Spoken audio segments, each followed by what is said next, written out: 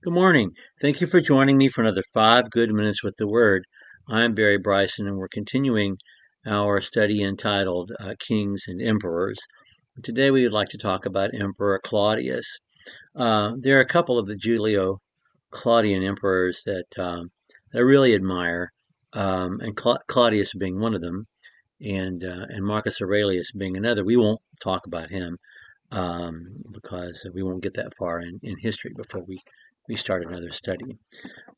Claudius you would have never thought he would end up being emperor had you known him until the moment when he was chosen to be emperor.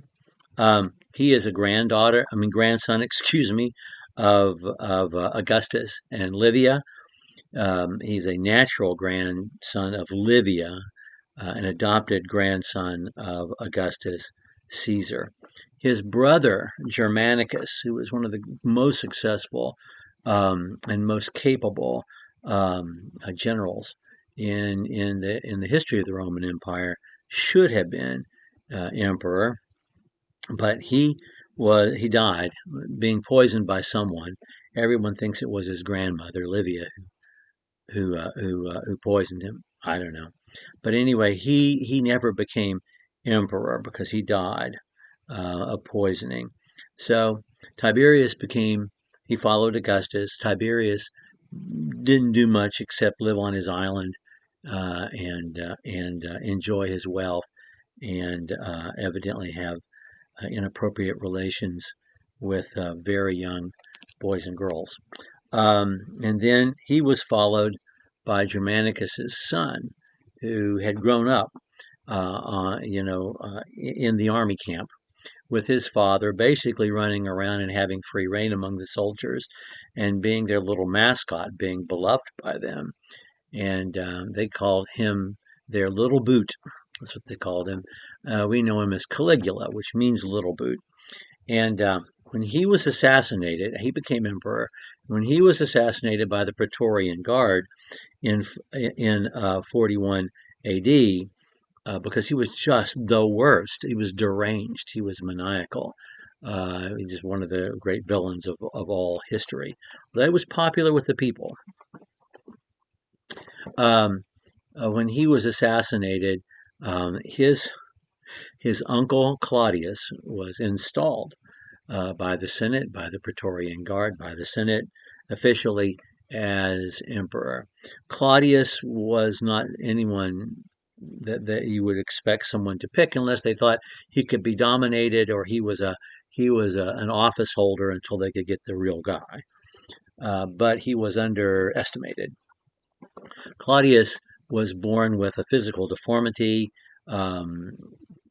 Somewhere that affected the way he could walk, and a terrible speech impediment. He seems to have probably had some sort of difficulty with his sight and vision as well. But a brilliant mind, trained to be a historian, was a scholar, and when he became emperor, he was a good emperor. And really did respect the republican institutions of the Senate and other uh, um, and other institutions that were representative of the old republic. Although he did wield power, never never envisioned during Republican times. Um, he took the law seriously, being a scholar and a student of the law and a historian. And he made it easier for people all around the empire to become citizens, so that you didn't have to be born in Italy, you didn't have to be born to a Roman. There were pathways to citizenship all over the empire, and that just strengthened the empire because people from the frontiers, from the provinces, they had social mobility. They could work their way up through the ranks. They could enter the corridors of power. They could not only bring their talents to the empire, but it strengthened the ties. They were invested in the empire and therefore were less likely to try to lead rebellion. It was just smart, but it was also forward thinking and tolerant. He also widely expanded protections for slaves, not prisoners who were slaves, but not quarry slaves or galley slaves, but the slave class in the Roman Empire. In the Roman Empire, there was only one social safety net available if there were no other options, and it was slavery itself. But slaves were persons with the rights of persons in the Roman Empire, declared by the Senate. And even as the Roman Empire got beyond the Pax Romana and declined, the rights of slaves expanded. We talked about this when we studied Philemon here recently. Anyway, so he was a good emperor, but not was not fortunate in his wives. He had three wives, and we won't mention all three of their names or give their history. The first did not like him at all, and it seems like their arranged marriage was a joke because she was evidently quite, a large masculine person, woman. And anyway, they were that was his first wife. They divorced. His second wife, who was his wife when he became emperor, was her name was I have forgotten her name. I've gone completely blank. I'm sorry. Anyway, she was one of the most promiscuous women in Rome, and she plotted his assassination. That was discovered, and she was executed.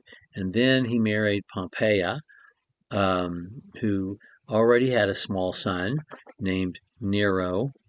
When Nero got to be 17 years old and his mother thought ready to rule, then she poisoned uh, Claudius, and he died. So that's what happened to him.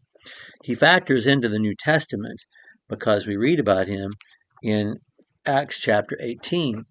In Acts chapter 18, we read, "After these things, Paul left Athens and went to Corinth, and there he found a certain Jew named Aquila," which means eagle, by the way, Aquila, a native of Pontus, which is on the Black Sea, having recently come from Italy with his wife Priscilla, which is a Roman name, actually, a city of Rome, Roman name, because Claudius had commanded all Jews to leave Rome, and he came to them. If it hadn't been for the decree of Claudius, AD 49, Paul and Priscilla and Aquila may never have crossed paths, but they did, and they were so important to his ministry. The decree of Claudius was issued in AD 49, and it was issued, the Roman historian Suetonius tells us, because of riots in the Jewish neighborhoods over one Christ, over one Christus, whom some of them claimed to be a king. And Claudius' response to this, instead of trying to figure out what's going on here, he just expelled the Jews from the city of Rome. And that's how Priscilla and Aquila, who had a trade, Aquila had a trade, same trade as Paul. He worked with large pieces of leather, made large leather goods, tents, awnings, those kinds of things. They ended up crossing paths, and it was important for the history of the church. So that's how Claudius features in, and that's the man behind the events of Acts 18. And the decree of Claudius is a great date peg for us to date all the other things, because while Paul is in Corinth, we know he's there after AD 49, but we also know why he's there. He faces Gallio, who is the Roman governor of Achaia, where Corinth is.